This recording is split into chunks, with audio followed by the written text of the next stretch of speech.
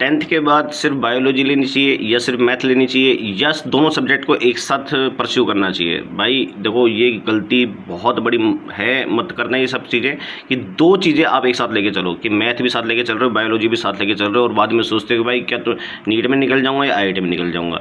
भाई देखो, मैं बताऊँ आपको, अगर आप अभी नहीं 2-3 साल 5 साल बाद देखना, जब आप गवर्नमेंट एग्जाम की तैयारी करोगे तो आपका मन करेगा कि मैं SSC का एग्जाम भी दे लेता हूँ और बैंक का एग्जाम भी दे लेता हूँ। लगभग सिलेबस बराबर सही है, 80% मैच करता है, ओवरलैप करता है ना। और होगा क्या, मैं आपको सच्चाई बताता हूँ, शुरू के 1 महीने तो आप हैंडल कर लोगे, आपको मज़ा भी आएगा, लेकिन धीरे धीरे जब टाइम आगे बढ़ता है ना, आपका दिमाग ख़राब हो चुका होता है। दोनों की पढ़ाई बहुत टफ हो जाती है, दोनों आप मतलब कि मान लो कि 2 डायरेक्शन आप पकड़ के चलते हो, और है ना, बताऊँ इसके कारण अब इतने परेशान हो जाओगे ना तो आप उस पर फोकस कर पाओगे, ना उस पर फोकस कर पाओगे।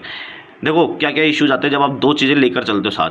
आपको सिर्फ एक लालच दिखता है कि भाई मैं इसमें भी जा सकता हूँ, इसमें भी जा सकता हूँ, वो सिर्फ एक फिल्म बनती है दिमाग के अंदर, वो परेशान कर देगा, वो कुछ नहीं होने वाला।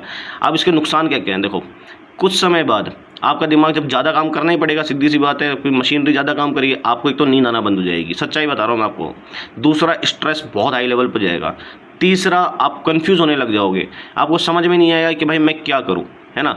ये सच बता रहा हूँ, ये मेरे साथ हो चुका है। आप कंफ्यूज हो जाओगे, आप वो चौथा, आप डिसीजन नहीं ले पाओगे।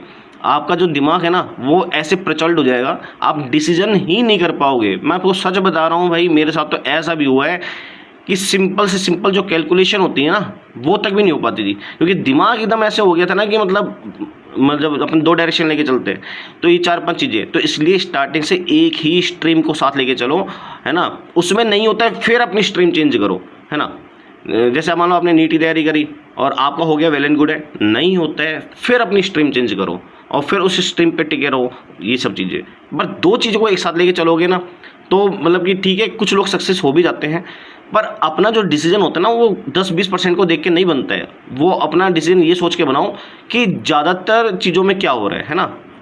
कोई हो गया सक्सेस तो वो थोड़ा रिस्क फैक्टर होता है, उसके कॉन्सिक्वेंसेस भी देखो, है ना। प्लस है तो बहुत ज़्यादा माइनस हो रहे हैं ना, तब उस चीज़ को मत चूज़ करो।